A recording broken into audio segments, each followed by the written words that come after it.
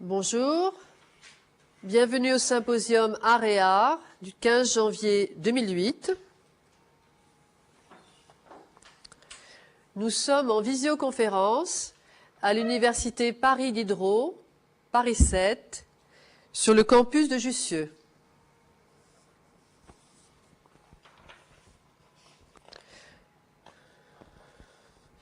Le sujet d'aujourd'hui sera l'histoire de l'art, en particulier la peinture symboliste et Armand-Point.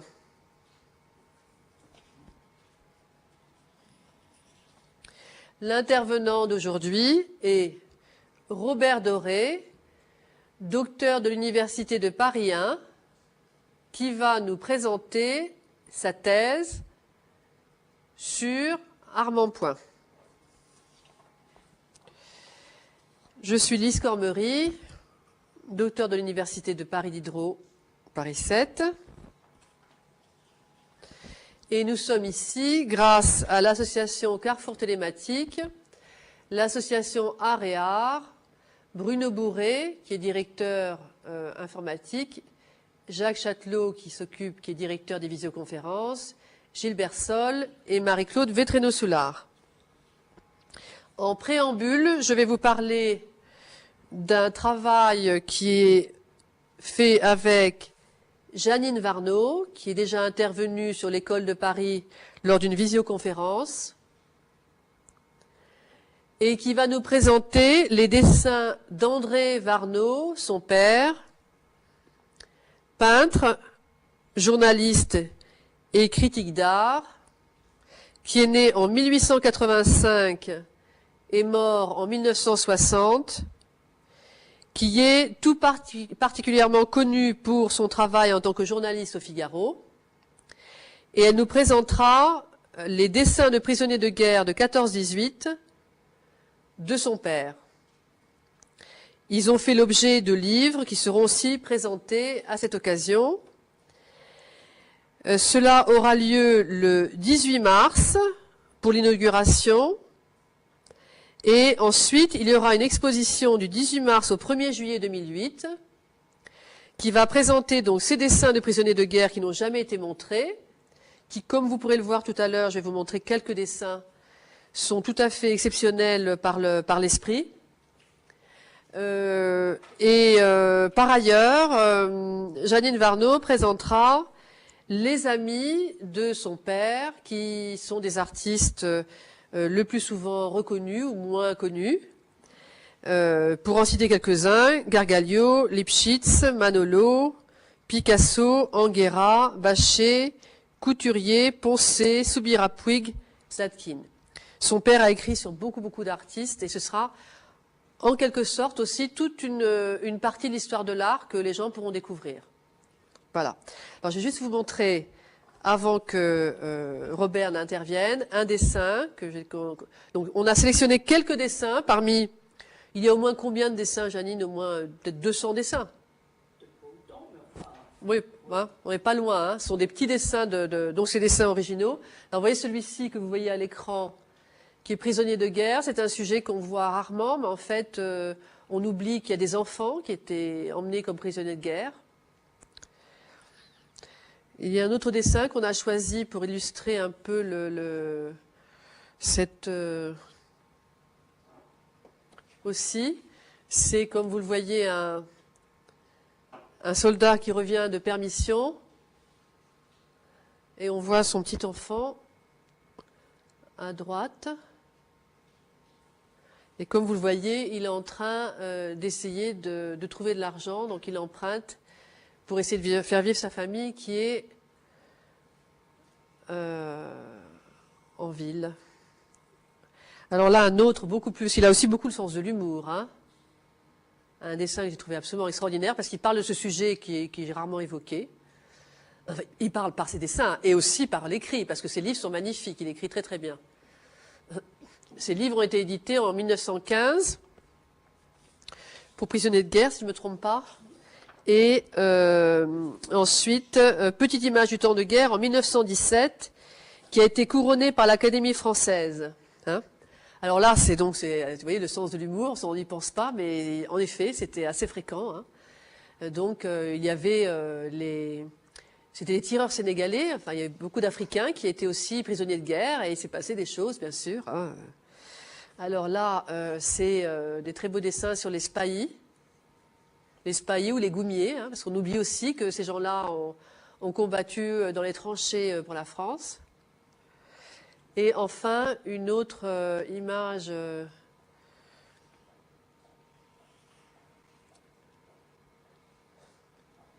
Ça s'appelle la soupe.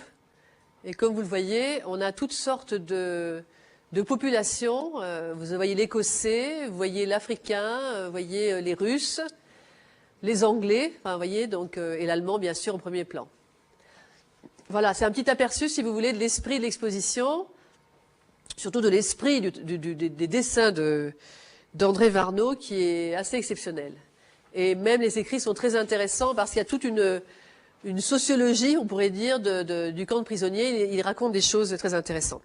Voilà. Donc, c'est aussi dans le cadre de Aréar, hein, c'est dans le cadre de l'association. Donc, on fait appel à tous les amis qui pourront nous aider, de quelque façon que ce soit, voilà. Et maintenant, nous allons donner la parole à l'intervenant que nous félicitons pour... Non, si, on le soutient, on le félicite quand même parce qu'il a obtenu son doctorat avec la note la plus haute qui soit. Voilà. Donc ça mérite quand même... Voilà. Alors, Robert Doré. Je commence par vous faire passer quelques-unes de mes publications. Je vais les apporter. Oui. Vas-y, reste, Oui. passe là. Bon, il y a des publications déjà connues, puis il y a un volume de la thèse, mais reste assis. Voilà. le reste est trop lourd. Je n'ai amené qu'un des 8 volumes. Voilà, vous pouvez le regarder pendant la séance. Voilà, donc, mesdames, messieurs, chers amis, le 20 septembre 2005, j'ai présenté Armand Point dans le cadre d'un exposé collectif sur le symbolisme, ici même à Aréar. Dans celui-ci, j'ai décrit le cursus personnel de l'artiste et montré quelques-unes de ses œuvres, principalement celles ayant figuré à l'exposition Armand Point que j'ai organisée à la mairie de Boron-Marlotte en novembre 2003. Aujourd'hui, nous allons voir un panorama plus étoffé de l'œuvre de l'artiste et analyser sommairement des œuvres figurant dans la thèse que j'ai soutenue le 17 octobre dernier à l'Université de Paris 1. Elles seront présentées dans un ordre sensiblement chronologique et sont choisies successivement dans les 4 volumes de cette thèse qui traitent des grandes phases de l'œuvre de l'artiste. Alors Armand Point est d'abord un réaliste attiré par la grande lumière de l'Algérie. Pendant cette période orientaliste, il s'attache à rendre les hommes et la nature tels qu'ils sont, avec une facture classique enseignée principalement par Hippolyte Lazerge, algérien dans leurs occupations citadines, du bled ou comme militaires. Les hommes conduisent leurs bourricots, chevauchent chameaux et chevaux avec fougue ou majesté. Quelques portraits d'Européens ou d'Arabes célèbrent leur dignité. Ces œuvres les plus intéressantes pour la période algérienne se groupent comme suit.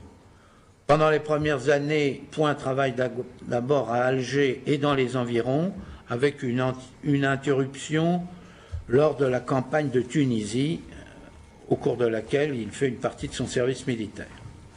Alors, la première œuvre que nous voyons, c'est Chamel et son petit, de 1880, un dessin à la plume, que vous avez à l'écran. La plus ancienne œuvre datée d'Algérie, premier exemple du goût de Point pour les thèmes animaliers. On voit ensuite Mosquée Tunisie, daté de 1881, un petit panneau sur bois dans lequel le peintre se montre déjà très sensible à la luminosité du ciel et à l'éclat des murs d'un blanc éclatant. Il l'a sans doute peint au Kef en Tunisie en juillet ou août 81, au début de l'occupation du pays, juste après la campagne de Tunisie commencée le 15 avril. On voit ensuite Tunisie, campagne de 1881. De 1882, la première œuvre de Point présentée au Salon, cette même année, qui montre 5 zouaves manifestement épuisés. On peut peut-être zoomer un peu, mais je ne sais pas si c'est... Oui, on peut zoomer un peu, c'est pas très simple. Voilà, si on zoome un peu sur la partie supérieure, on voit donc ces 5 zouaves qui sont manifestement épuisés et qui font halte dans leur progression.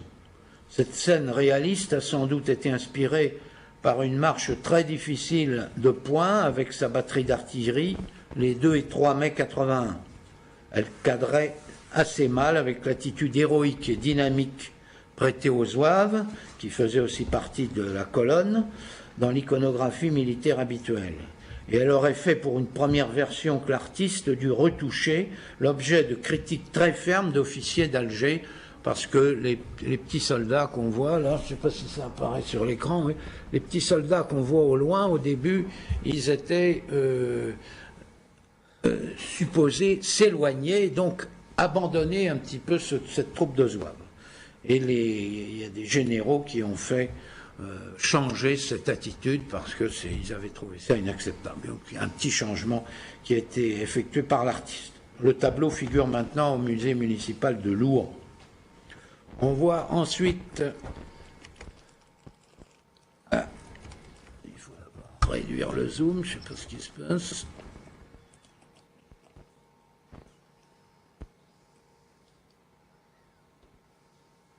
Voilà. On voit ensuite Petit âne algérien, une des eaux fortes citées par Beraldi dans son ouvrage Les graveurs du XIXe siècle, publié en 1891.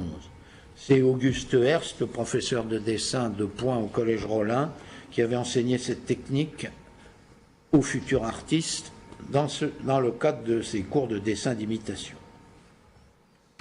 Ensuite, un petit tableau, Chasseur d'Afrique écrivant une lettre, non datée, une des nombreuses scènes militaires prêtées à Point et qui évoque la solitude affective d'un jeune soldat éloigné de sa famille.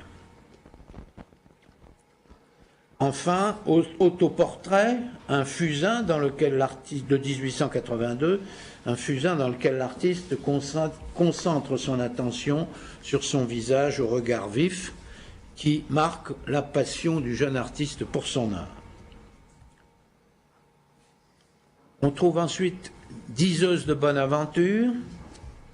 Dans un patio algérois, une diseuse de bonne aventure en robe rouge, couleur de la passion, opère à l'intention d'une jeune femme. Point obtient ici un bel effet de scintillement des vêtements avec le brio qu'on pourrait retrouver chez Cormon.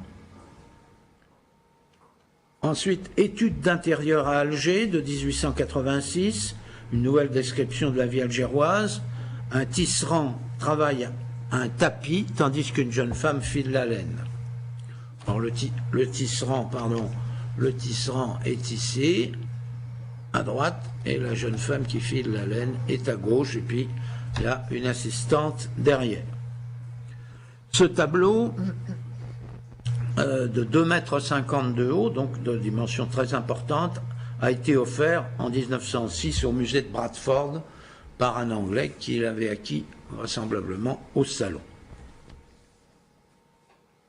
À partir de 1884, l'artiste travaille fréquemment à Boussada, une oasis située à 250 km au sud d'Alger. Il y réalise Cavalier arabe dans le sud de 1887, ce cavalier à fière allure dans son burnou blanc, bien campé sur sa selle. La noblesse du personnage et la grandeur du paysage de Boussada font de cette œuvre une des œuvres orientalistes majeures du peintre, acquis par l'État au salon de 88. Il est conservé au musée de Coutances et a été remarqué notamment par certains critiques lors de l'exposition de Delacroix à Renoir, présentée à Paris à l'Institut du monde arabe en 2003. On trouve ensuite un dessin préparatoire cheval harnaché, parce que Point fait beaucoup de croquis. Dessin préparatoire pour ce grand tableau, Halte dans le désert, également de 1887, une autre scène dans laquelle 3 cavaliers affirme la présence de l'homme dans une nature hostile et grandiose. On trouve maintenant quelques sujets de la vie de Boussada, une jeune fileuse en rouge de 1888, une jeune fille vêtue de rouge se détache sur un mur de pierre en pleine lumière. Le contraste entre ombre et lumière met en évidence la chaleur qui pèse encore sur l'oasis alors que le soleil décline pourtant. Ensuite, on trouve les chameaux, une très mauvaise reproduction, vous voudrez bien excuser, j'espère, qui est conservé au musée d'art et d'histoire de Narbonne et qui est une reprise d'Eau forte réalisée par Point vers 1882. Puis un grand tableau qui passait plusieurs fois en vente ces dernières années à Drouot. Jeune fille lavant du linge dans l'Oued Boussada, femmes et enfants s'amusent dans l'eau de l'Oued dans le grand soleil. On trouve enfin quelques portraits d'Algériens ou d'Européens qui célèbrent la dignité et la gravité des Arabes. Ici, un portrait d'Algérien de 1884. Et là, une jeune orientale aux fibules, dont le nom n'est pas connu, mais qui paraît peut-être être une Espagnole ou une Algérienne. Voilà pour cette première partie. Nous allons continuer par le deuxième volume de la thèse. Alors là, il faut passer où là,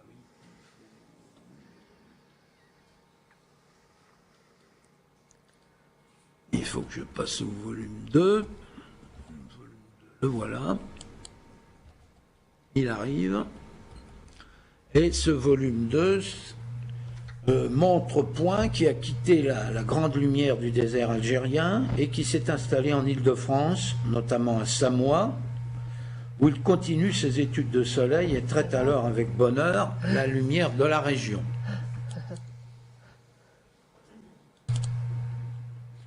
La première œuvre, c'est le portrait de Mademoiselle MC, dit aussi Fillette au liseron, de 1888, qui est conservé au musée de Bourron-Marlotte. Un pastel dans lequel Point se montre un amoureux des gris et expressions douces de la vie, comme l'écrit Camille Mauclair.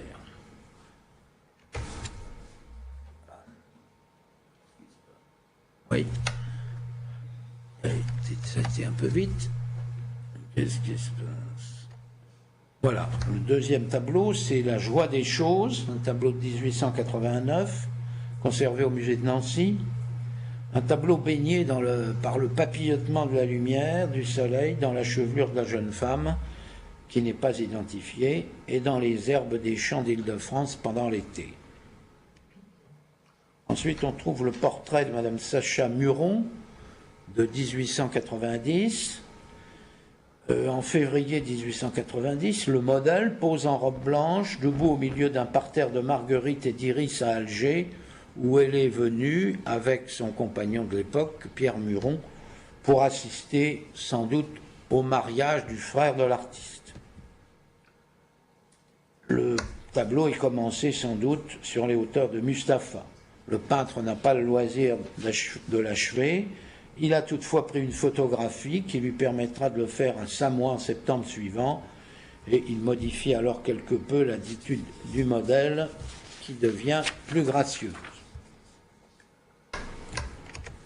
Ensuite, Caresse de soleil, de la même année 1890, dans la lumière d'un sous-bois, une jeune fille évolue avec légèreté au bord d'un petit ruisseau, sous le feuillage de la forêt où chatoient les rayons du soleil. Ce tableau n'a pas reparu depuis le salon de Rouen à la fin de 1891 où il a été exposé. Je ne sais personnellement pas où il se trouve. On peut regarder un peu quand même le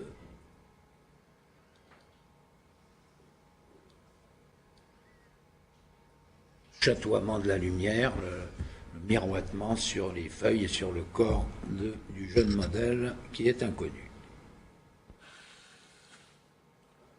Point trouve alors sa voie d'artiste symboliste avec le mouvement des Rose-Croix. sur les conseils de Péladan à l'occasion du SNBA de 1890, il va réaliser des femmes en âme. Dès 1891, son art évolue progressivement vers une spiritualité qui se développe en particulier chez ses modèles tous féminins. L'idéalisme, le rêve et la sérénité, stimulés par le bonheur que lui donne alors Hélène Linder, font de lui un créateur important pour la femme symboliste. Hélène Linder s'affirme en reine au cours du voyage en Italie de 1894. C'est elle que le peintre montre dans la plupart des pastels qu'il présente au Salon de la Nationale de 1893, ainsi que dans de multitudes d'autres œuvres jusqu'à la fin du siècle.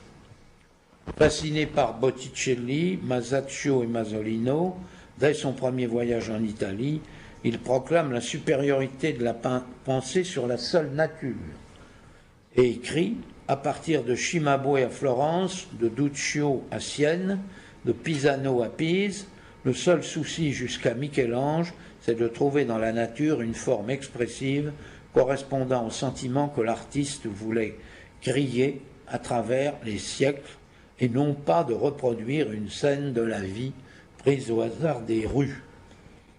Ses œuvres les plus remarquables pour cette première période symboliste sont un dessin qui s'appelle La Comète, qui est marqué par une explosion de joie mystique de l'artiste.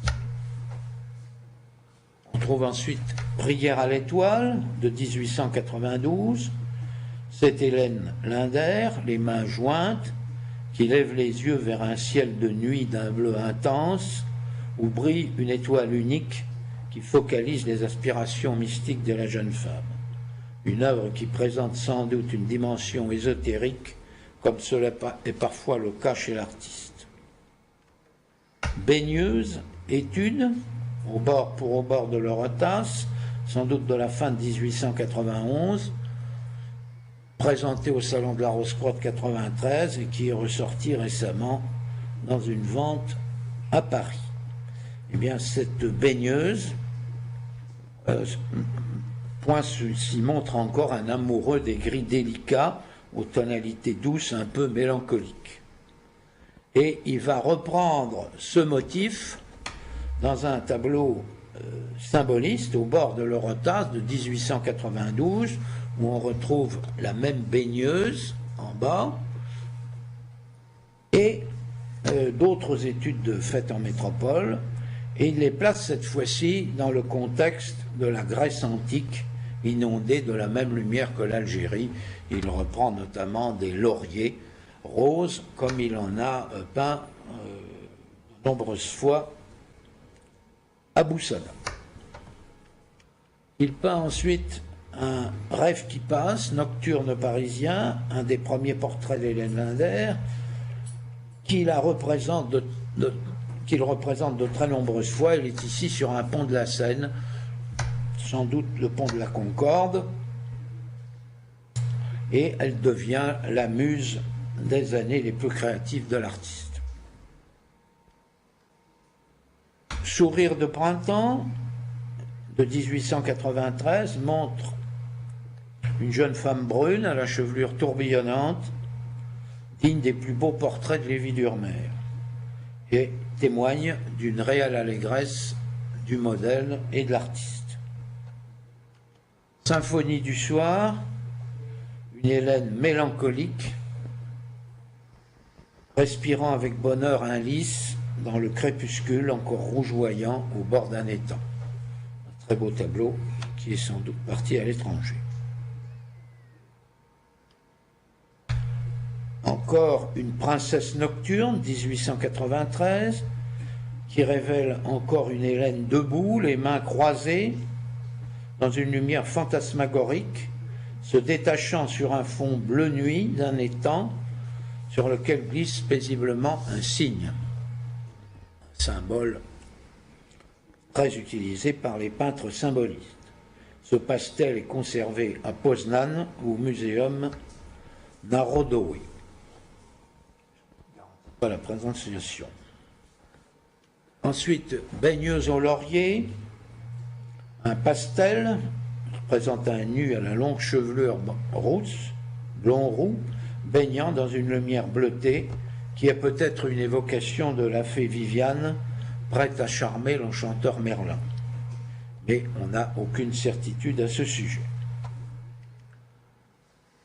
Ensuite, le chevalier entre le vice et la vertu, un dessin très influencé par Botticelli, est conservé maintenant au musée de Moulins.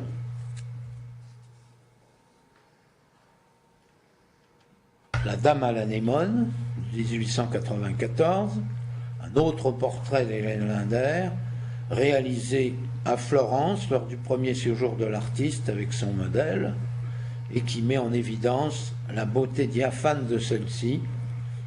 Hélène gardera ce tableau toute sa vie et l'exposera dans son salon du boulevard des Invalides, où elle habite jusqu'à sa mort, un peu après 1950. Durant cette période, l'artiste affirme alors également le rôle important des croyances religieuses. Il donne Tête de femme, une étude pour Ancilla Domini de 1895, étude sur papier de lignes très pures, et reprend ce profil dans le grand tableau Ancilla Domini de la même année, une peinture commandée par l'État suite à des recherches relatives à la technique de la fresque mise en œuvre par les artistes italiens des XIVe et XVe siècles, l'éclat des couleurs peintes à l'œuf, le dispute à la somptueuse robe de brocart de la Vierge, la finesse de la technique s'apparente aussi à celle des peintures flamandes. L'artiste réalise ensuite Avril, un dessin de 1896, une étude avancée d'une fresque également commandée par l'État pour le même motif qu'Ancilla Domini, et dont l'œuvre finale, très détériorée, est conservée au musée d'Orsay dans les réserves. La coiffure de natte et le visage de la grande figure en pied dérivent de ceux d'Hélène Linder. Le drapé est remarquablement traité, en lourde masse dessinée en noir, soulignée de traits de craie régulièrement espacés. Armand-Point s'associe aussi au rejet du réalisme jugé outrancier par Péladan. Il critique certains peintres comme Degas, mais, comme Le Sart, il cristallise son opposition au roman de Zola. Dans Affiche pour le 5e salon de la Rose-Croix, 1895-96, dont on voit ici deux détails, et qui est réalisé en collaboration avec Léonard Sarlouis, son élève, cette affiche fait scandale par la violence qu'elle manifeste à l'encontre du romancier, qui est présenté décapité ici, avec le titre de ses ouvrages qu'on aperçoit qui dégouline de sa tête décapitée.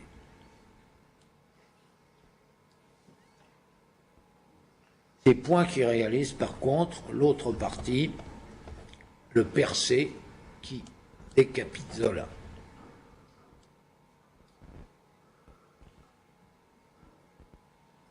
Le Moyen-Âge et le merveilleux habitent également l'univers de Point, sans doute sous l'influence partielle de Stuart Merrill. Point donne alors... Attendez, il faut revenir. Il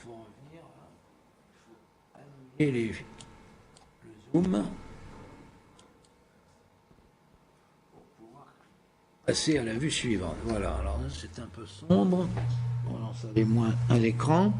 Il s'agit ici de Princesse à la licorne, un dessin de 1896, première œuvre d'une série consacrée à cet animal fabuleux, remise à l'honneur par l'acquisition des tapisseries du cycle de la licorne par le musée de Cluny, et ici Hélène Linder flatte l'animal de la main dans un paysage où les pans sont un symbole d'éternité et de religiosité. Alors les pans, on les voit ici.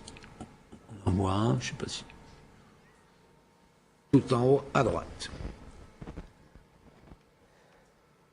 Point réalise aussi Légende dorée en 1897, une chromolithographie publiée dans l'Estampe moderne, qui montre deux jeunes femmes devant un paysage de mer baigné de lumière. L'une, c'est-à-dire Hélène, la première, ici à gauche, se penche sur un livre enluminé, l'autre se grise du parfum d'un iris. Les couleurs confèrent à la scène une sensation d'irréel et de merveilleux.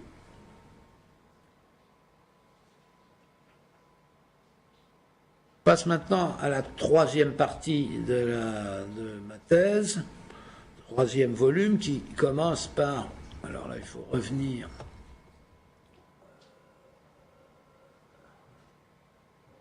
arrière, passer au volume 3, et on commence ici par le tableau le plus célèbre de Point, La Sirène, de 1897, dont une version au pastel est conservée au musée Van Gogh d'Amsterdam, et la version peinte, l'œuvre la plus célèbre que l'on voit ici, l'œuvre majeure de Point, qui a connu un destin glorieux lorsque les symbolistes sont revenus sur la scène, grâce à Pincus Witten et grâce à Julian, donc dans les années 1960-70. Donc cette peinture se réfère à l'Antiquité et sans doute aussi au premier trouble de l'union avec Hélène Linder. On a ici une femme dont le visage s'inspire des canons grecs, sa tête est parée d'une opulente chevelure rousse, symbole des passions perverses. Son corps émerge des eaux vert sombre, une lumière surnaturelle baigne la scène, sans doute inspirée à l'artiste par les rochers Faraglioni pris dans des tempêtes lors de son séjour à Capri. Tout au fond, Ulysse Point tente de résister au chant de la belle et il y parviendra. C'est un symbole du détachement commençant de l'artiste vis-à-vis de sa compagne.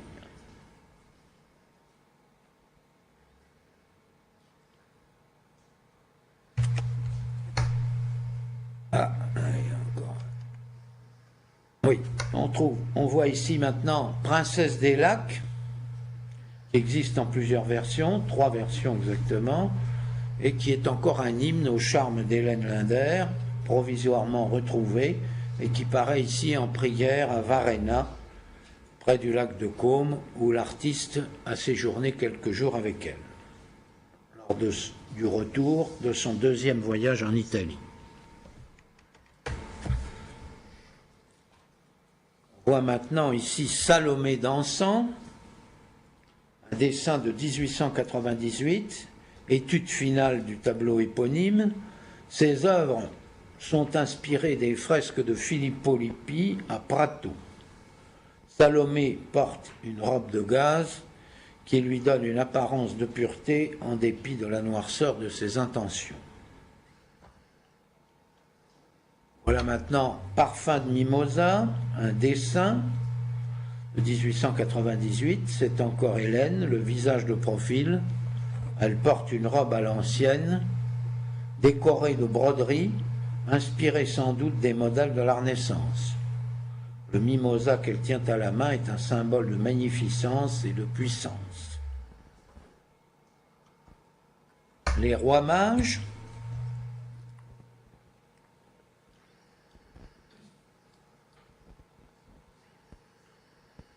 chevauchent ici vers la lumière irradiée par l'enfant qui va naître.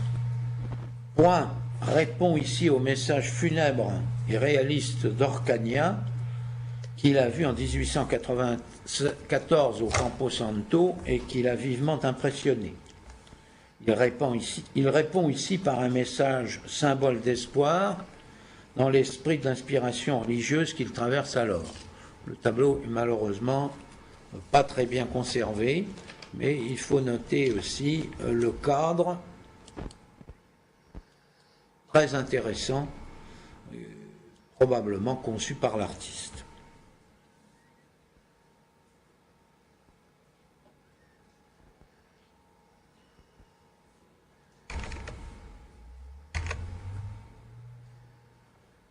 Voyons, sauter quelque chose, un dessin qui s'appelle « Le temps passe, la beauté survit » de 1899-1900. Les rois mages, c'est peut-être une incantation contre la fuite du temps. C'est encore un portrait idéalisé d'Hélène Linder. On aperçoit encore les Faraglioni en haut à gauche. On reconnaît. Et c'est donc probablement encore une représentation d'Hélène Linder. Voici maintenant un portrait de Borghild Arnesen, une artiste norvégienne qui est venue travailler à Haute-Claire, dont on parlera un peu après, et qui est de 1898-1900. Elle devient alors la compagne éphémère de l'artiste lors de son 3e voyage en Italie. Dès le 2e voyage dans ce pays, en 1897, et tout au long de la suite de sa vie, place, comme Élie Bourges, Michel-Ange au sommet de la hiérarchie des artistes. Il écrit notamment à Orvieto, « Signorelli vous ouvrira les portes de Rome et de la chapelle Sixtine, et là, vous aurez l'effroi de sentir votre être se dilater au point d'en mourir. Vous serez au temple suprême de l'art, c'est la plus grande révélation de Dieu à travers l'homme, la beauté est surhumaine. » L'influence de Michel-Ange se manifeste notamment dans la Cime, une grande composition précédée de nombreuses études. Les personnages, notamment Apollon, ont la puissance et la gravité de ceux du maître de la Sixtine. On voit ici une étude de main à la sanguine,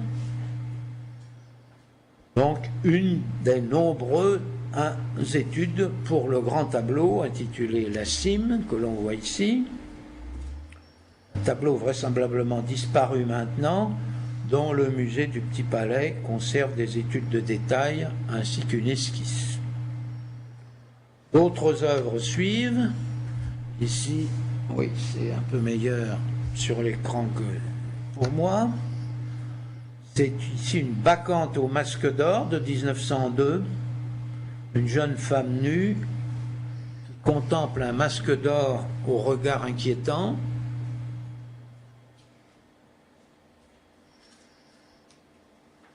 Sans doute un Dionysos, tandis qu'un bouc aux longues cornes constitue l'un et l'autre deux symboles érotiques évidents.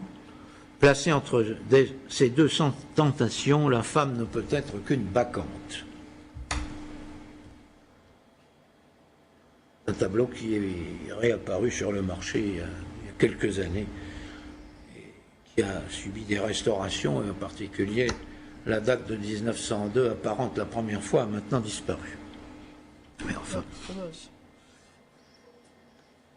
Voici maintenant une étude pour la Fontaine de Jouvence, une étude de femme drapée de 1901, qui est sans doute le premier portrait d'Helga Weeke, qui est alors venue à Marlotte, a divorcé quelques années plus tôt, et il a abandonné Borghild Arnesen, la norvégienne, et il va maintenant vivre avec Helga Weeke, donc une Danoise qu'il va épouser un peu plus tard.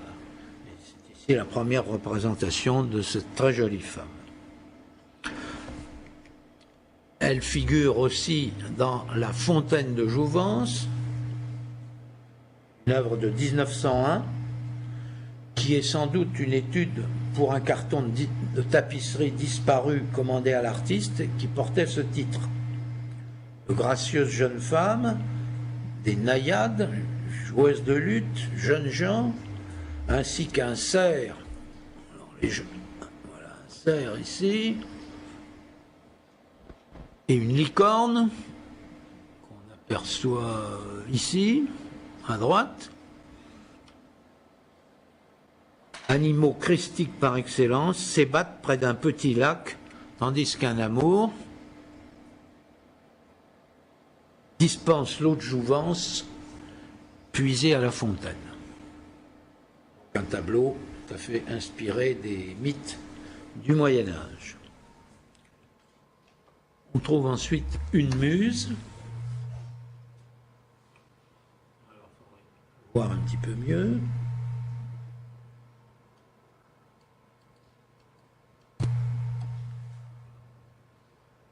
De 1903, un probable portrait d'Helga Weeke, seconde épouse de Point, comme je viens de le dire, le buste dénudé et le regard un peu fixe et songeur, qui annonce peut-être les problèmes psychiques dont la jeune femme souffrira quelques années plus tard. Nous allons faire maintenant une parenthèse pour parler de Haute-Claire. Haute-Claire, c'est une association qui est fondée fin 96, qui est baptisée au mois de décembre, un peu sous l'égide d'Élie-Bourges, et qui va nécessiter l'aménagement de la maison de l'artiste à Marlotte pour s'adapter aux nouveaux objectifs qui sont inspirés des idéaux de William Morris. L'atelier de Haute-Claire, donc, prône l'idéalisme, le rêve, la sérénité, l'attrait pour la femme symboliste et pour un bestiaire d'inspiration médiévale. Ce sont là les principales caractéristiques des productions de l'atelier, qui est en pleine activité à partir de la fin de 1897 jusqu'à 1904, activité qui se poursuit encore jusqu'en 1911. Et elle est très réduite à partir de 1907-1908. Les œuvres les plus remarquables conçues par Point et réalisées par l'équipe de Haute-Claire durant cette période couvrent des domaines techniques très variés.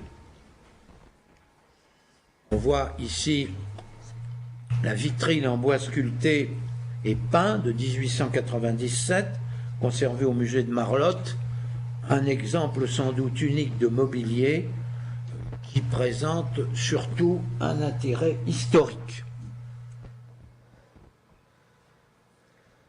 L'équipe d'Haute-Claire fait preuve surtout d'une excellente technique et de qualité artistique remarquable dans la technique de l'émail et des assemblages d'ensemble comportant des plaques émaillées.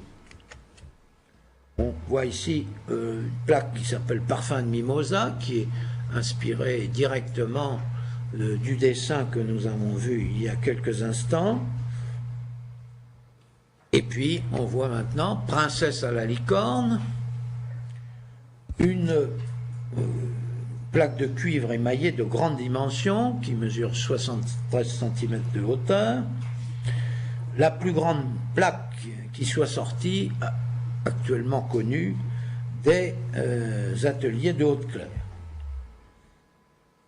Il y a pratiquement ici le même dessin que dans les versions picturales, avec remplacement toutefois de certains angles vifs des drapés par des courbes afin de faciliter le martelage de la plaque de cuivre brute. La réalisation de cette plaque constitue une remarquable prouesse technique, tant au niveau du martelage qu'à celui de l'émaillage. On voit maintenant le coffret au pan de 1898, conservé au Petit Palais, où il est exposé dans la galerie d'entrée sur la gauche.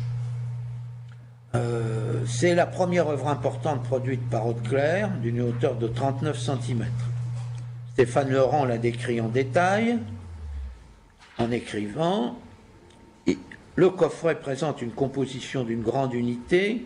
Les 4 pieds sont constitués de pans ciselés. » De vue. Leurs longues traînes ocellées, on les voit un peu plus difficilement, mais on les aperçoit un petit peu ici, et leurs ailes aussi, se rejoignent deux par deux. Les facettes supérieures forment un toit, qui est en fait un couvercle démontable,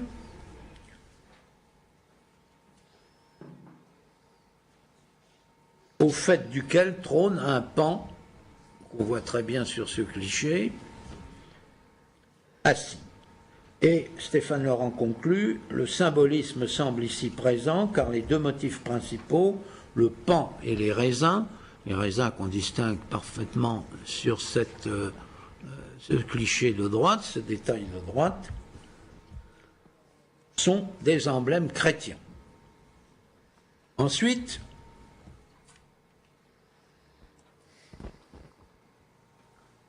il y a encore un problème là. Tiens, il en manque un. Il y en a un qui ne veut pas venir. On va sauter le coffret au serpent qui n'apparaît pas. On voit maintenant le coffret de l'île Heureuse. Il a la même structure d'ensemble que le coffret au pan, avec une hauteur plus importante de 68 cm. Donc vous voyez, c'est le coffret le plus important qui a été produit par l'atelier d'Hauteclair. Il est daté de 1902. Sur les deux grands côtés, une jeune femme abandonnée contemple un bouc émergent. Alors il faudrait zoomer un petit peu pour faire. On voit le bouc émergent ici sur la gauche de ce panneau. Ce bouc qui donc émerge de la végétation. Tandis qu'un héron, qu'on ne voit peut-être pas sur ce panneau, il doit être sur l'autre, parce que de l'autre côté, il y a un panneau un peu semblable, mais différent. Et ça doit être donc de l'autre côté que se trouve ce héron. Non? Ou il est là? Ah bah il est là, oui, vous avez raison. Vous voyez plus clair que moi. Ce sujet est sans doute un symbole d'espoir et de bonheur retrouvé, le titre l'indique clairement, et c'est un bonheur personnellement important pour l'artiste au début du XXe siècle, alors qu'il vient de se remarier avec Helga Weeke, dont on a déjà parlé. L'ensemble très complexe montre une belle symphonie de couleurs, des émaux cloisonnés se détachant sur les mailles sombres du ciel, dans le cadre des dorures de l'ensemble. Les dorures, on les voit partout, dans les angles et dans les parties supérieures, où des serpents apportent quand même une note un petit peu inquiétante.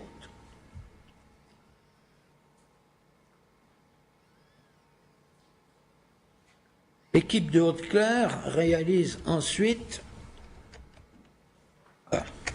réalise aussi des objets de techniques diverses, comme la dinanderie. On voit ici une fontaine en cuivre repoussé, qui est un travail de Jeanne de Brocaire, qui a travaillé quelques années dans le cadre de l'atelier de Hauteclair. C'était une jeune Belge qui a ensuite poursuivi sa carrière dans son pays natal. Et on trouve aussi de rares bijoux inspirés de thèmes mythologiques, plus fréquent au début du XXe siècle et réalisé alors par des orfèvres venus d'Italie que Point avait sans doute ramenés lors de ses voyages et les avait incités à venir travailler dans le cadre de l'association. On voit ici le pendentif à la sirène et puis un pendentif à la méduse, deux œuvres qui ne sont pas datées. Il est très difficile de voir des objets d'art de Point et venant de Hauteclair. Ils sont très rares et il faut aller chercher dans les collections privées pour y accéder, parce qu'il n'y en a pas dans les collections publiques.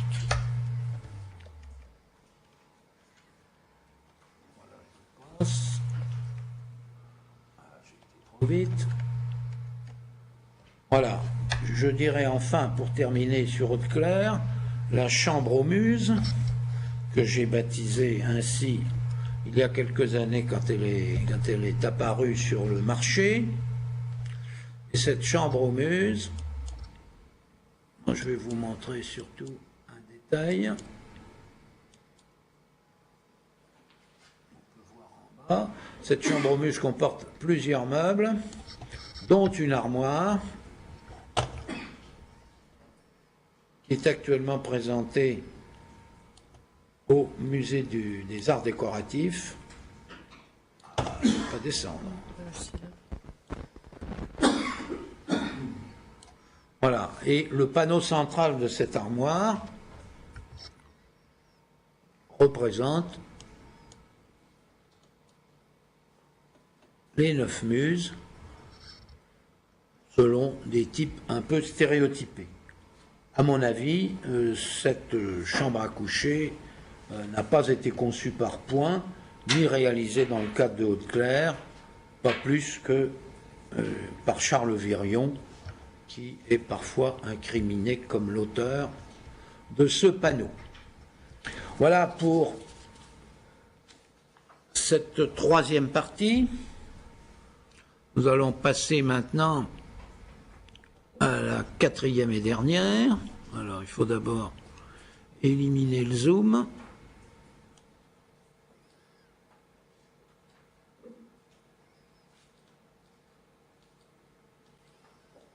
Voilà, ça devrait aller. Et on va pouvoir retourner sur Aria et passer au volume 4. Le symbolisme de la dernière période, au tournant du siècle, Point, qui vient de divorcer pour la première fois, comme je l'ai dit tout à l'heure, de se séparer d'Hélène, réalise aussi qu'il est en décalage par rapport au milieu artistique. Il écrit « Hier, j'ai été revoir les 2 salons », il écrit en 1900, « J'ai été revoir les 2 salons et je suis rentré avec la certitude que je suis si éloigné de la compréhension du moment qu'il va me falloir lutter avec une bien grande énergie pour avoir le droit de continuer mon travail dans les nouveaux chemins choisis. Et je suis là. Durant cette période, sans doute sous l'influence de Bourges, qui travaille alors à l'achèvement de son grand roman, La Nef, il recherche le plus souvent son inspiration dans les thèmes de la mythologie grecque et romaine. Il écrit aussi à cette époque, dans Léonard de Vinci, qui poussa la recherche de la perfection de la forme aussi loin que l'esprit humain peut la concevoir, chaque couleur pourrait être exaltée par un coloriste tel que Giorgione et former un concert aussi éclatant qu'harmonieux. Cependant, dans l'œuvre du maître, elle est contenue, maintenue, comme un accompagnement en sourdine à la pensée qui rayonne de la forme. Ses œuvres les plus remarquables, pour cette dernière période symboliste,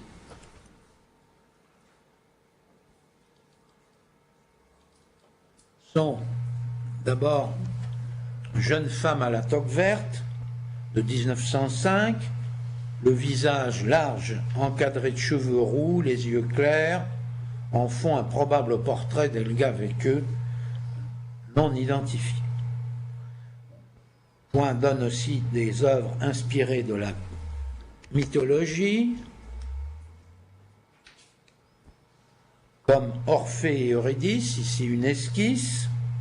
Orphée s'efforce de ne pas se retourner et ferme les yeux pour sauver Eurydice qui va tenter de cacher son visage.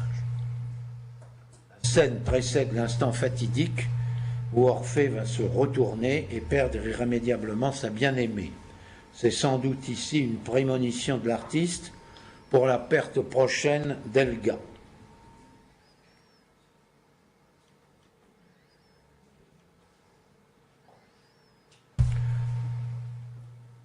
Voici maintenant un portrait de mon fils présenté par Point au salon de 1909 ou 10, qui est daté de 1909. Il s'agit ici de Victor Point.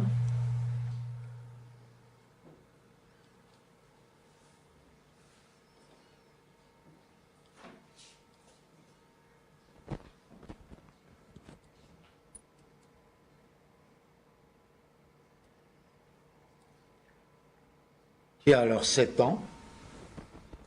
Victor Point sera, quelques années plus tard, un des héros de la Croisade jaune dirigé par Art. Croisière jaune dont on parle assez fréquemment dans des émissions à la télévision.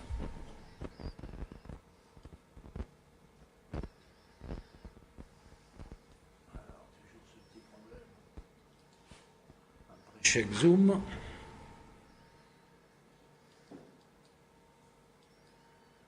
Voilà. On va pouvoir continuer.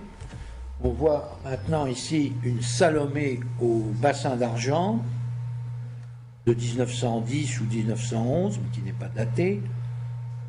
Point, c'est probablement une étude préliminaire pour le tableau suivant, qui est une Salomé en peinture qui représente la même attitude de Salomé, mais représentée à mi-corps, alors que dans le dessin, elle est représentée en pied. Cette Salomé, très sensuelle, est une réponse au genre réaliste illustré par Regnault dans un tableau célèbre. Ici, Point montre seulement Salomé présentant le bassin à Hérode, alors que Regnault présente des scènes sanguinolentes. Point transcende ici le réalisme et se souvient aussi de ses œuvres orientalistes très colorées, régénérées ici par son attirance récente pour les couleurs des artistes vénitiens du XVIe siècle. Il peint ensuite Byblis changé en sauce de 1911. Byblis est la fille de Milétos, un roi d'Asie mineure, et cette Byblis a conçu une passion coupable pour son frère Kaunos. Le ciel tragique, annonciateur du drame qui va survenir, puisque Byblis va se suicider, est inspiré du Titien. Un sujet qui fait encore écho aux préoccupations de Point, eu égard à l'état de sa femme Helga pendant cette période.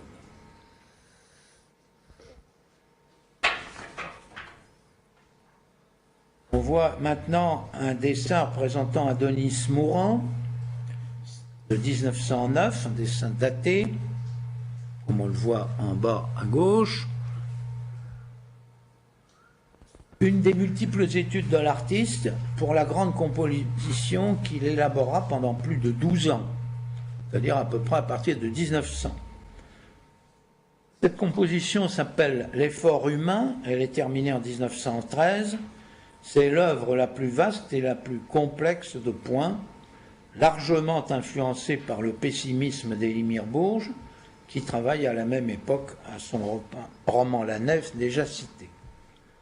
Près de 30 personnages de tous âges et de tous sexes s'efforcent dans une mêlée ordonnée d'emplir une sorte de tonneau des Danaïdes. C'est plutôt un puits des Danaïdes, ici. Leur plastique s'inspire des personnages de Michel-Ange à la Sixtine. Pour la réalisation finale de ce qu'il considérait comme son œuvre majeure, Point, voulant donner un tableau de 8 mètres de large,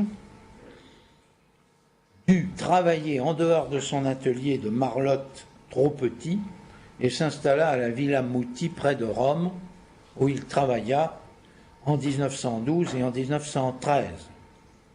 L'impression d'ensemble de la critique fut défavorable quand le tableau fut présenté au Salon de la Nationale de 1914. On mesure ici effectivement le décalage de cette œuvre avec ce que font à l'époque les Picasso ou les Matisse. On voit ici maintenant Psyché au bain, qui prend ici les traits de Gisèle Gouverneur. Il y a une série de dessins et de peintures qui reprennent ce même thème. Psyché descend aux enfers alors pour recueillir un flacon de l'eau du Styx qu'on aperçoit derrière, et son regard manifeste une certaine crainte.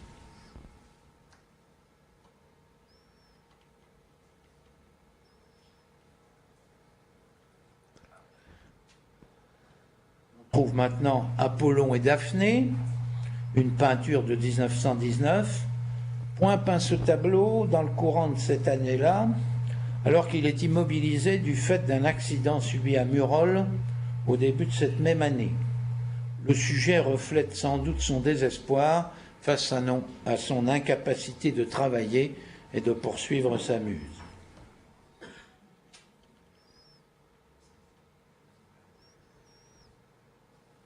Il donne ensuite, en 1925, Diane et Actéon, une peinture avec plusieurs versions. Actéon surprend par hasard Diane au sortir de son bain. Surprise, la déesse l'asperge d'eau, ce qui le change en cerf que vont dévorer ses propres chiens. Comme à l'habitude, Point représente la scène avant le drame et avant la scène dramatique du dépeçage d'Actéon.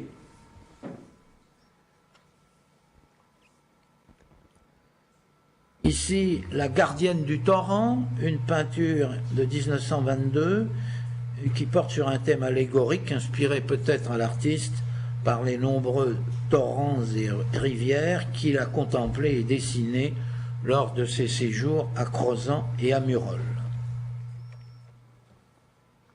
On voit maintenant ici La jeune fille à l'iris, qui est un portrait de Gisèle Gouverneur, non daté.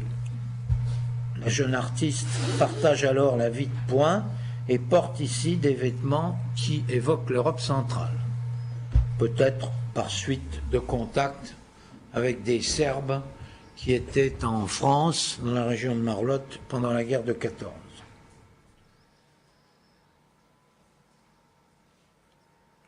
On voit maintenant, toujours de la même époque, La femme à la rose et au papillon de 1925, une scène de rêverie et de mélancolie, incarnée sans doute encore par Gisèle Gouverneur.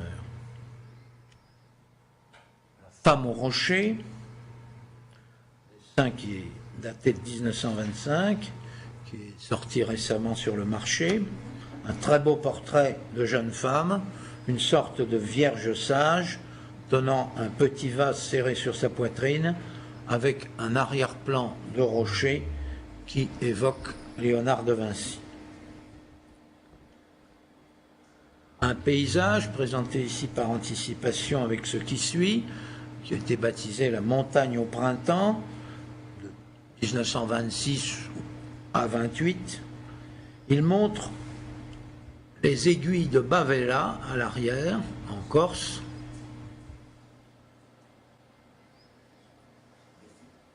dont le profil sera repris par Point dans l'œuvre suivante. Il s'appelle La rose des ruines, de 1928. La gravité du regard du modèle de la jeune femme, posée sur une rose évanescente et sur un papillon tout aussi éphémère, évoque la fragilité des choses de la vie. Il s'agit ici très vraisemblablement d'un portrait posthume de Gisèle Gouverneur, dont la mort brutale affecta beaucoup Armand Point. Et on trouve donc ce même profil des aiguilles de Bavella au fond du paysage. On a d'ailleurs vu passer encore plus récemment des portraits, trois portraits identiques dans une vente à Drouot, qui représentent Gisèle Gouverneur, mais qui sont des portraits posthumes, puisque l'un d'entre eux est daté de 1929, alors que Gisèle Gouverneur est décédé brutalement en 1926. Armand Point, alors, a été très affecté par cette perte, et il s'est fait, quelques années plus tard, inhumer aux côtés de cette Gisèle, comme le raconte Aristide Marie. On trouve ici maintenant une sanguine qui est intitulée Simone, de 1930, qui est un rare portrait de Simone Subra, un des derniers modèles de l'artiste. Et enfin, pour ce qui concerne les œuvres qui ne sont pas des paysages, un portrait de Gabriel, une sanguine, de juin 1931.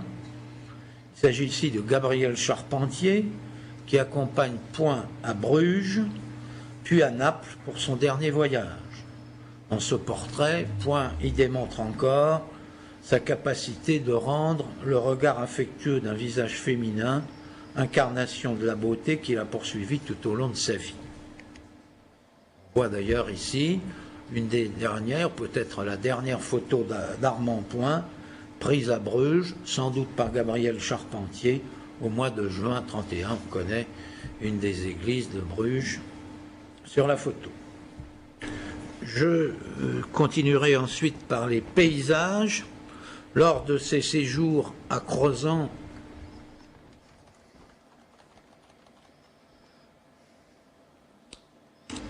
puis en Auvergne, et en particulier à Murol, Point concentre à nouveau son attention sur la nature, prise en tant que telle.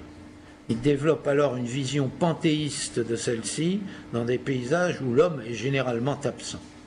Et il écrit, à Murol, les villages sont entièrement en chaume et entourés de belles montagnes avec de beaux arbres, ce qui est impressionnant. C'est le grand silence qui règne partout et qui donne à cette solitude quelque chose de sacré. Quand on parle, il semble que l'on va profaner le sommeil des nymphes qui dorment dans ces coins abrités de toute civilisation. Alors, je citerai quelques paysages, mais là, il faut que je revienne en arrière. 73. Voilà un paysage baptisé Rivière dans la vallée de 1916, qui est un paysage de la Cédelle, un affluent de la Creuse, qui passe à Crozant, où Point a travaillé pendant la guerre, en partie en compagnie de Guillaumin, qui lui a fait des séjours multiples pendant près de 30 ans. Un autre tableau de Point à Crozant, rocher brisé près de la Cédelle, qui montre ici des couleurs qui évoquent nettement l'art de Guillaumin.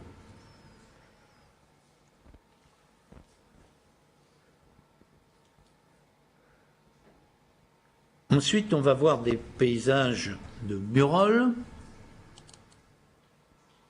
Voici ici un village de montagne à Jassa, qui est un petit hameau situé près de Murol, 1921-24, un tableau qui vient d'être acquis par le nouveau musée de Murol, tout comme le suivant, le Torrent, de 1923, acquis également par ce musée.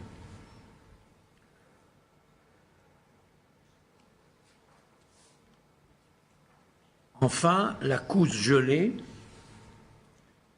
une œuvre de 1923 également, montre une très belle harmonie de bleu et de rose sur une scène de neige avec le petit ruisseau qui coule aussi au hameau de Jassa. Soir d'hiver de 1924, effet de neige, présente, lui, une harmonie de bruns assourdis, toujours dans le même hameau de Jassa, où Point travaille alors parfois les pieds dans la neige. C'est bon pour sa blessure. Ferme en Auvergne est un dessin aussi réalisé dans la région qui est conservé au musée de Beauvais. Voilà, c'est ici la dernière œuvre que je vais montrer. En conclusion, l'ensemble de ce parcours met en évidence un peintre symboliste important pendant une quinzaine d'années, inspiré par la Renaissance et les mythes grecs et romains, ayant tenté en outre, avec un succès appréciable, une expérience dérivant de celle de William Morris dans l'association Haute-Claire. Il est aussi un orientaliste notable en Algérie pendant une décennie, Les œuvres suivant les années 1910 sont marquées par un symbolisme un peu essoufflé et un pessimisme hérité d'Hérémie Bourges.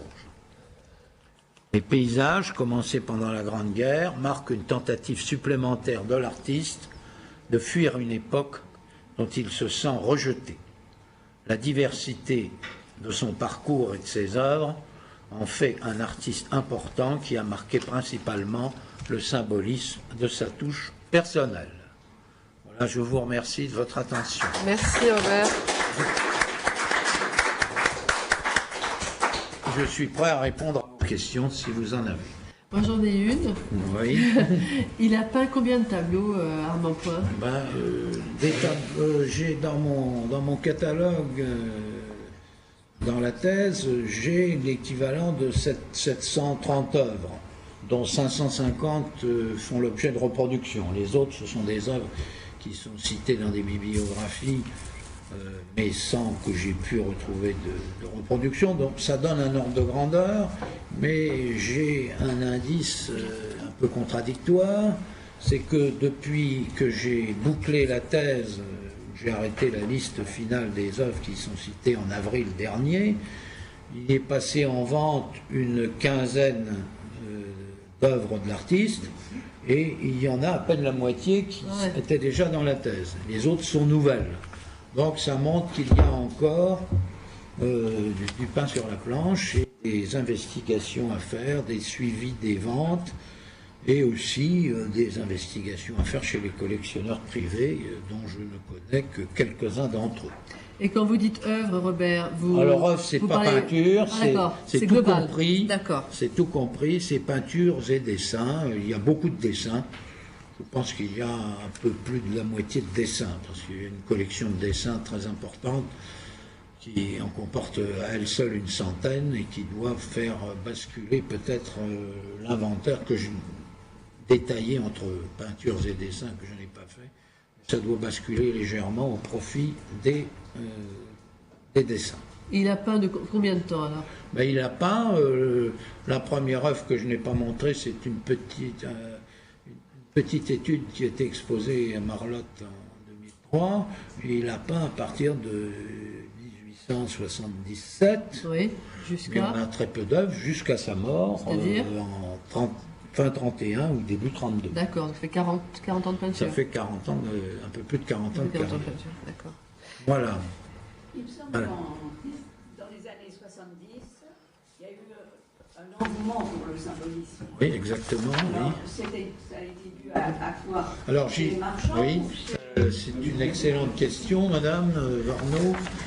J'y ai fait une brève allusion tout à l'heure.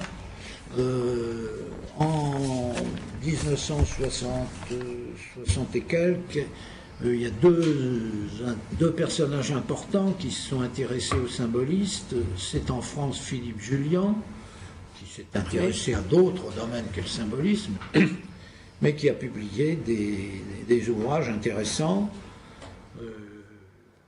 Malheureusement, non documentés quant à ses références, ce qui rend leur utilisation de ces ouvrages par un chercheur assez difficile, mais il avait une vista tout à fait remarquable sur les œuvres qu'il voyait, et il s'était forgé des opinions qui restent encore valables, sans qu'on sache exactement combien d'œuvres de Point ou d'autres symbolistes il avait pu examiner.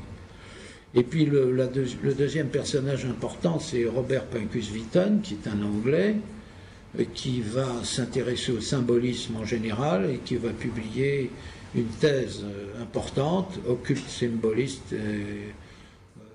in France, je ne connais plus peut-être le titre exact, qui sort aussi dans les années 70. Et là, Pincus Witten étudie pour la première fois, après Léonce de Normandie, qui avait publié un ouvrage sur les salons de la Rose-Croix à l'époque de ceux-ci, puisque Léonce de Normandie était un aide de Péladan dans ses œuvres. Léonce de la Normandie, donc malheureusement a très peu parlé de l'aspect artistique des salons de la Rose-Croix. Au contraire, Pincus Witten a fait une étude très solide et remarquable des artistes, des principaux artistes qui ont travaillé à la Rose-Croix. Il y en a plus de 170 et il y en a qui restent encore aujourd'hui à peu près totalement inconnus, mais il a étudié Point, il a étudié Osbert, il a étudié Séon, il a étudié Maurice Chabas et d'autres artistes, Delville aussi, qui a figuré à la Rose-Croix, qui est belge et qui a figuré à la Rose-Croix. Donc ce sont ces deux hommes qui ont généré un courant d'intérêt pour le symbolisme et il y a eu après des expositions importantes comme le symbolisme en Europe, puis d'autres et actuellement ce sont les peintres de l'âme qui sont à l'honneur depuis 1999 grâce à M. Jumeau-Lafont qui a organisé des expositions tirées d'une grande collection particulière forme le fond des expositions dont la dernière se déroule actuellement à la Reine aux Pays-Bas. Mais on a pu voir cette exposition à Paris en l'an 2000 à côté du Châtelet. Oui, j'ai le souvenir d'une exposition à Turin. À Turin, oui, exactement. Il y en a une aussi, oui, au début de la renaissance du symbolisme. Il y a et une exposition. qui étaient conservateurs au Louvre, ils ont fait avancer le... Et Lacombe. C'est Lacombe, je crois, il s'appelle. Il y avait Jean et puis sa femme. Non, la Cambre. La Cambre, oui, oui. La Cambre, oui, ah, oui, je... oui, la Cambre, oui, parce que la Cambre, je connaissais, oui, je connais un peintre de Tavennes. Je ne voyais pas de conservateur du Louvre, mais je ne les connais pas tous.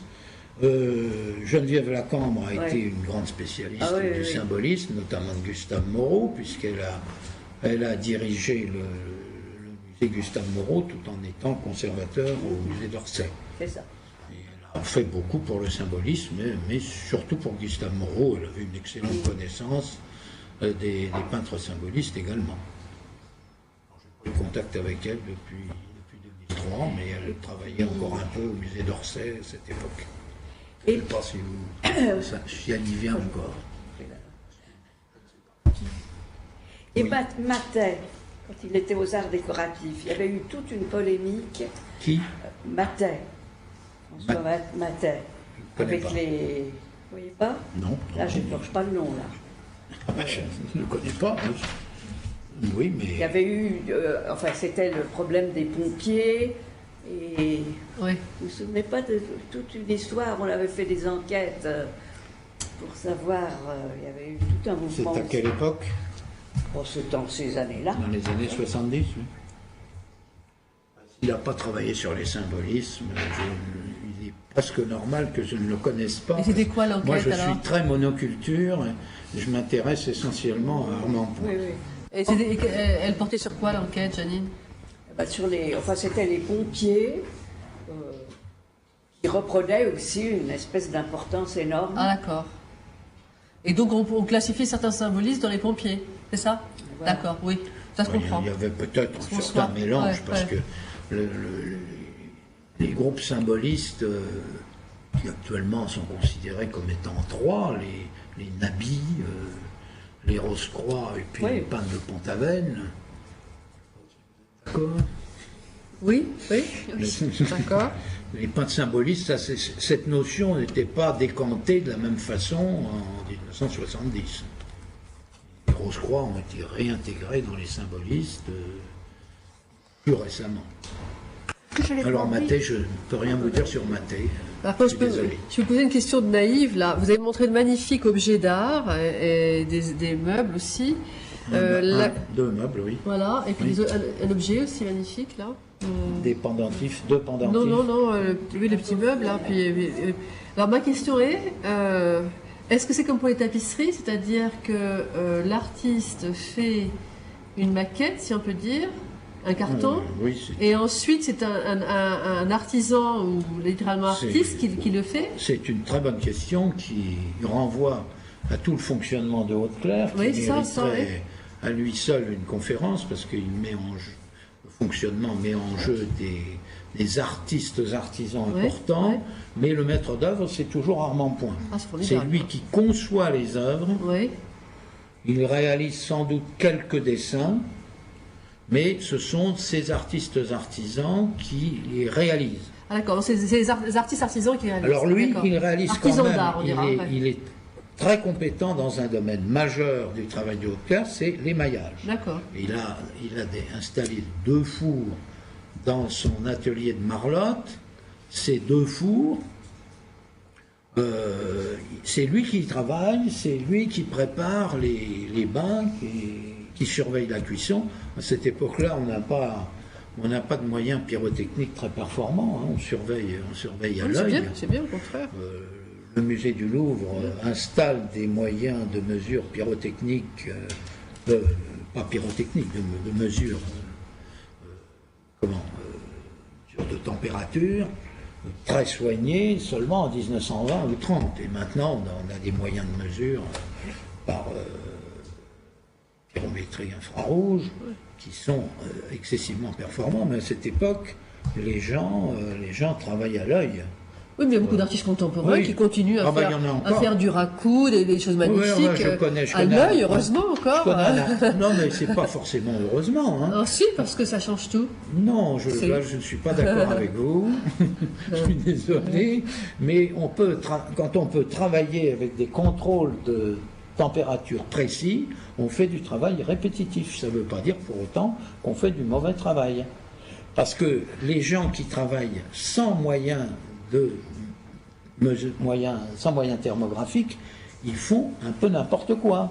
Et il y a des quantités de ratés, de Ah rebut. oui, mais ça, mais bah ça, oui. on le sait, on a Ah ben, on le l'habitude. sait, oui, mais quand on n'en a pas, quand on fait une grande plaque comme celle que j'ai montrée de Princesse à la licorne, si on rate son émail, c'est assez catastrophique.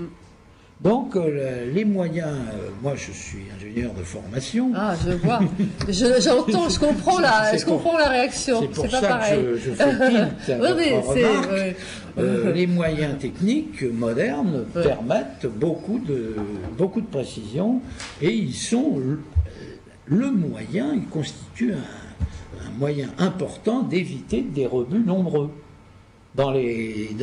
Quand on prend par exemple les poteries anciennes, par exemple si vous prenez à Millau les poteries de la Graufesenk, eh bien on a retrouvé des monceaux C'est normal, de oui, poteries bien sûr, cassées bien sûr. sur le site, Bien sûr. alors que les poteries réussies, elles étaient Mais je vous dis encore exportées aujourd'hui, dans les artistes contemporains, ils travaillent comme ça. Enfin, les vrais artistes, Moi, ils travaillent comme ça. je connais un artiste qui fait des produits comme ça, cuits, Ouais, en terre cuite, et il a des installations de contrôle de température très performants. Il programme son cycle de température et il n'a pas de rebut. Et c'est beau ce qu'il Une fait. fois- Ah ben ça c'est autre chose. il a une certaine inspiration, C'est tout le mais, problème entre mais, l'art non, mais et ce sont la- 2 choses un peu différentes. Ah, complètement. Tout à fait. Ce sont des univers différents. Voilà. D'autres questions, Monsieur Bois? Alors, nous nous sommes connus un peu grâce à Armand Point, il y a quelques années maintenant. Et je voulais vous poser la question, nous nous sommes rendus une fois ensemble au musée de Beauvais, où il y a beaucoup d'œuvres de Bellery-les-Fontaines. Je voulais savoir s'il y avait des relations entre Bellery-les-Fontaines, qui a fait beaucoup de choses un peu dans l'esprit de Haute-Claire. C'est-à-dire du mobilier, des chaises, des cadres. Je n'en connais pas. Enfin, Bellery-les-Fontaines a été un grand spécialiste du mobilier, avec une consonance érotique marquée, très attirante d'ailleurs. Mais je ne connais pas de rapport entre... Il n'y a pas de relation entre les 2 ateliers, si je puis dire. Si vous voulez, le mobilier est une variante particulière dans l'esprit, dans l'atelier d'Haute-Claire, c'est que le mobilier n'a pas été réalisé dans la maison de Point. Ça, c'est certain. Et probablement, le mobilier a été réalisé chez un certain Chambon qui travaillait à Fontainebleau. Les rarissimes mobiliers, à l'époque, Chambon était un antiquaire et un fabricant de meubles. On faisait beaucoup de copies de mobilier, d'époque gothique, ou Henri II, ou Louis XV.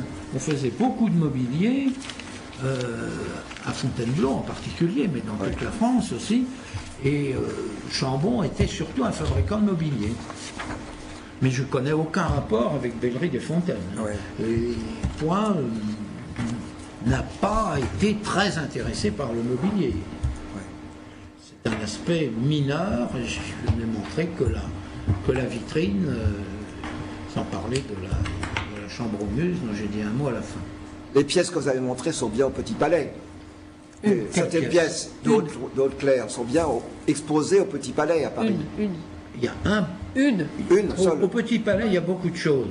Il y a le coffret au serpent, donc, qui est une œuvre magnifique.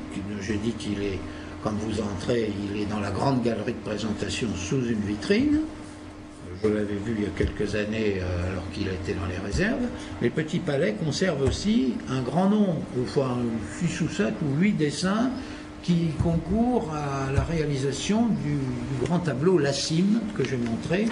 La Cime, œuvre disparue maintenant, sans doute pendant la guerre de 40. Le Petit Palais a une esquisse très avancée de ce tableau et des études de détail que j'espère qu'un jour il montrera au public. Il faut appuyer. Appuyer. Ah, il y a deux. Pardon. Pourquoi se sont-ils appelés le mouvement symboliste?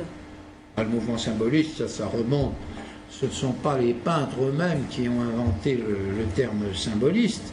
Ce sont les littérateurs. C'est le grand manifeste de Jean Moréas en 1886, qui est un des premiers textes à utiliser le mot symbolisme. Donc c'est la littérature qui a démarré le symbolisme, et ensuite les peintres ont repris les objectifs, et peut-être que notre ami Jacques Doutet pourrait en dire plus sur l'aspect littéraire, dans lequel non, mais ce que je voulais est infiniment plus compétent que moi. Non, je vais pas on va pas faire l'incursion là.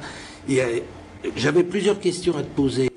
D'abord, est-ce qu'il connaissait très certainement le préraphaélisme anglais, bien entendu? Oui, j'en ai. Et ça, c'est l'une de ces... Bon. Je vais en parler. Alors, la question que je voulais te poser, c'est ces rapports, tu l'as évoqué très rapidement en parlant de son hostilité à Degas, ces rapports d'ensemble avec l'autre peinture qui se fait à cette époque, c'est-à-dire l'impressionnisme et le post-impressionnisme.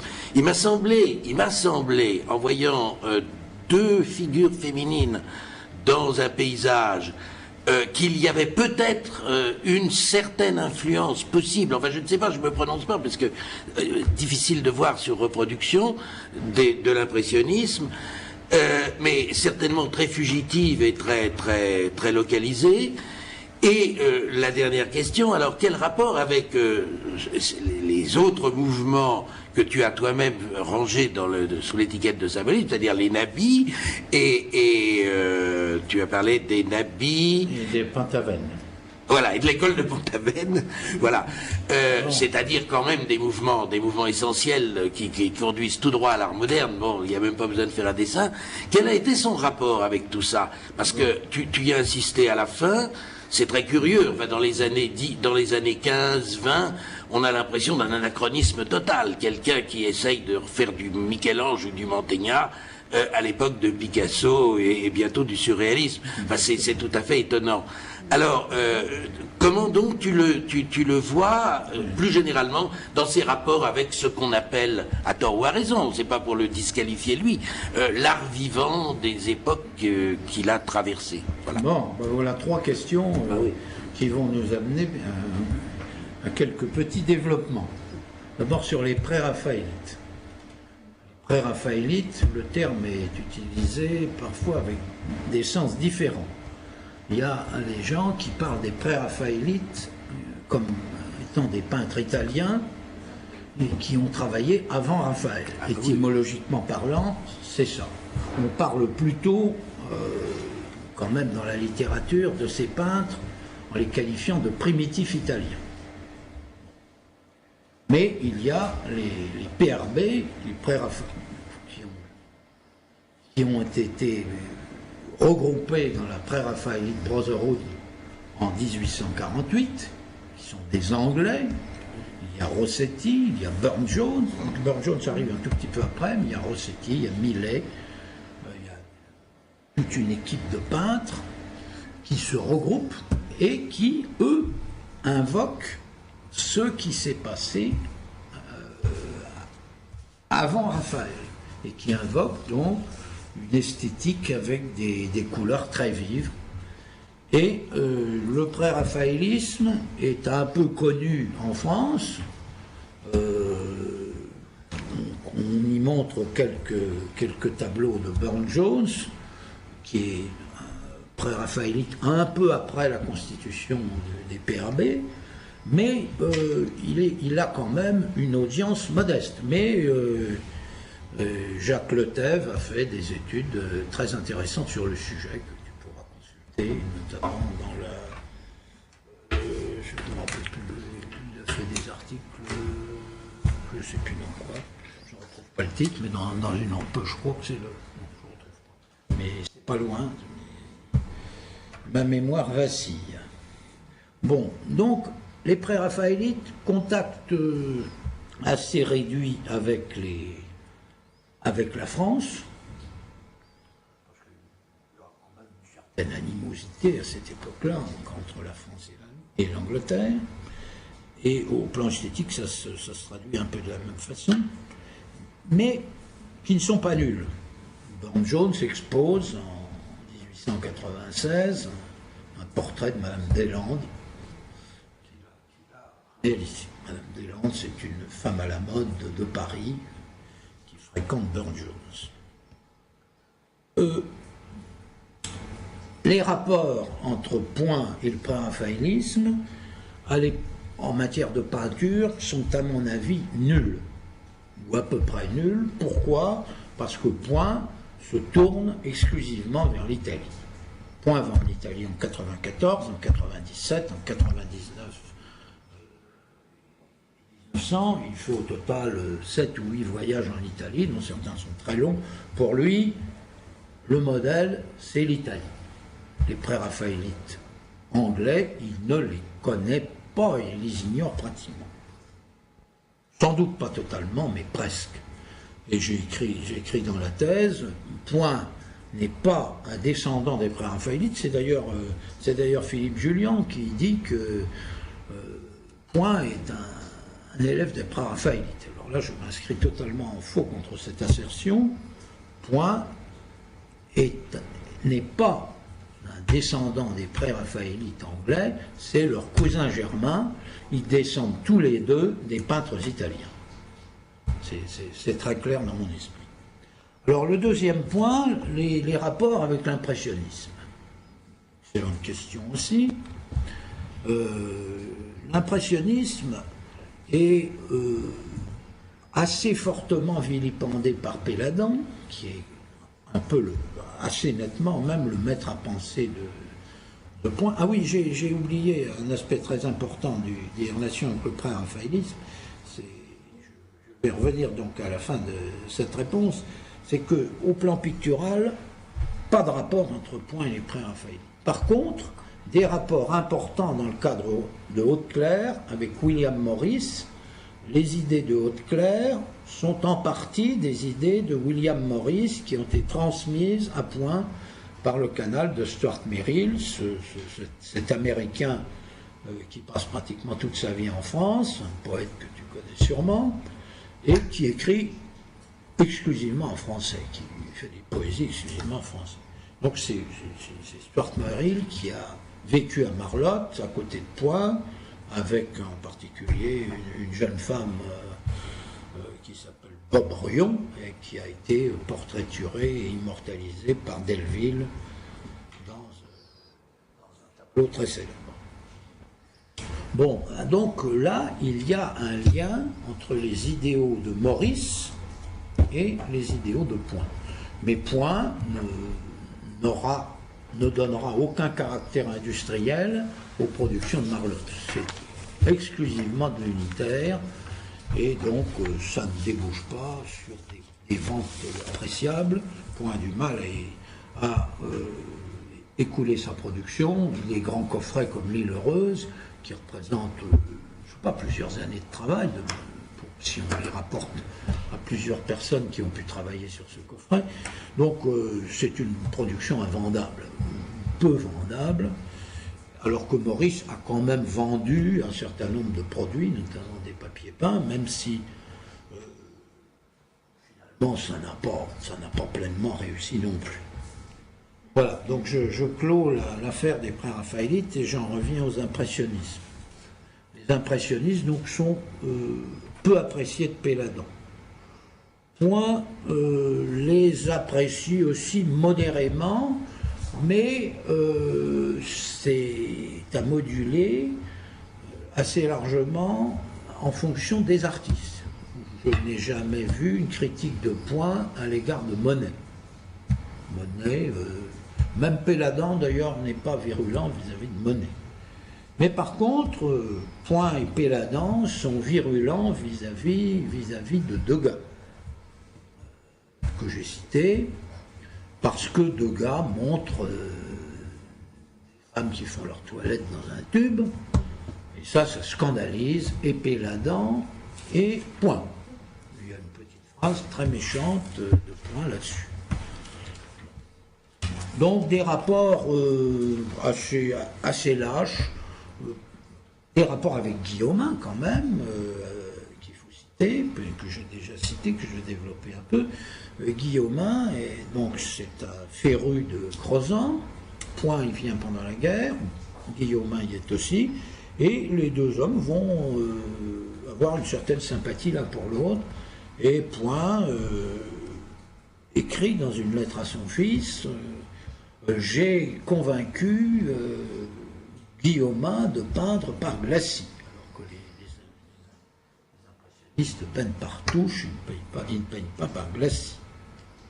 Voilà, donc il y a des rapports quand même avec Guillaumin, avec les autres je n'en connais guère. Il y a un contact indirect avec Lautrec, mais il n'y a pas de contact personnel sans doute avec Lautrec. Lautrec, lors du salon de 1996, critique implicitement, sans le nommer, un tableau de Point qui est présenté, que je n'ai pas montré d'ailleurs, ça aurait pu en être un que je montre aussi, un tableau, et il fait un petit article dans la Revue Blanche, et un petit article, c'est pas Lautrec, Point fait un petit crobard de ce tableau, que j'ai reconnu, mais qui n'a pas été identifié jusqu'à présent. Et l'article est de...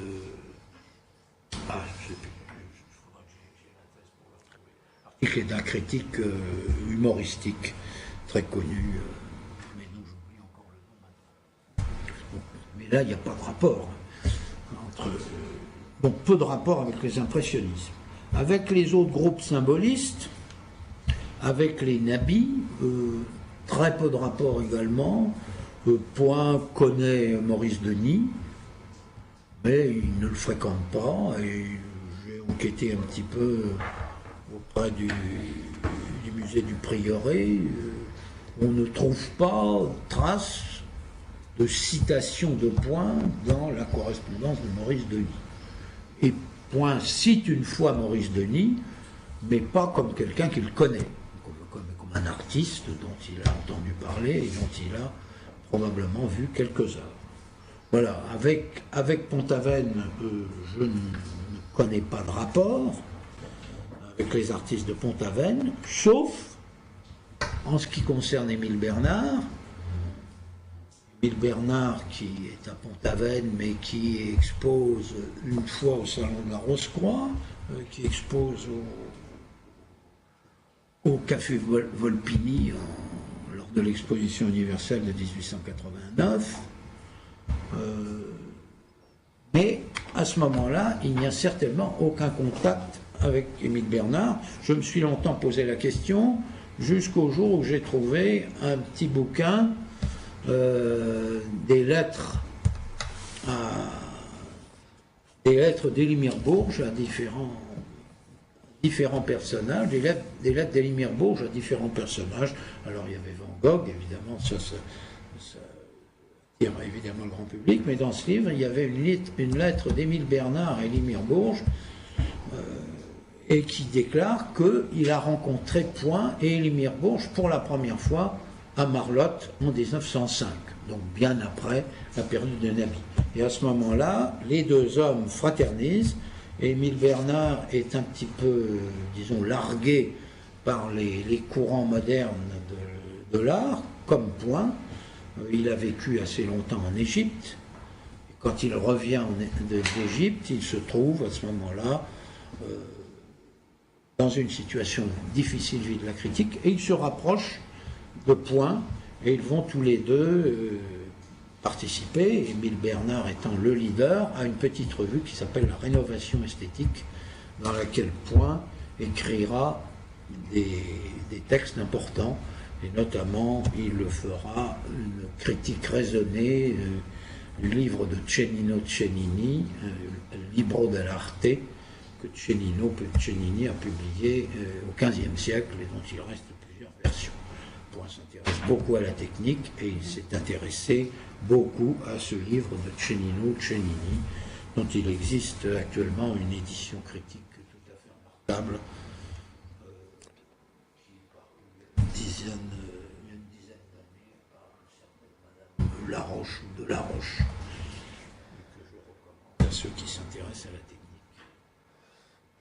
Voilà ce que je pouvais te dire sur ces trois questions. Alors, est-ce qu'il y en a d'autres? D'autres questions? Bon, bah merci. Alors on félicite donc Robert Doré, qui a passé sa thèse et qui est brillamment reçu, avec comme jury Bruno Foucard, parce que ça ne passait pas à l'écran, c'est la raison pour laquelle je me permets de le dire tout haut, Monsieur Barthélemy Jobert, Monsieur Jean-David Jumeau-Lafont et Madame Christine Peltre. Université, et donc. Daragon, qui était le directeur de thèse. Et Monsieur Daragon, le professeur Éric Daragon de l'Université de Paris 1. Voilà, ben je vous remercie beaucoup Robert Doré.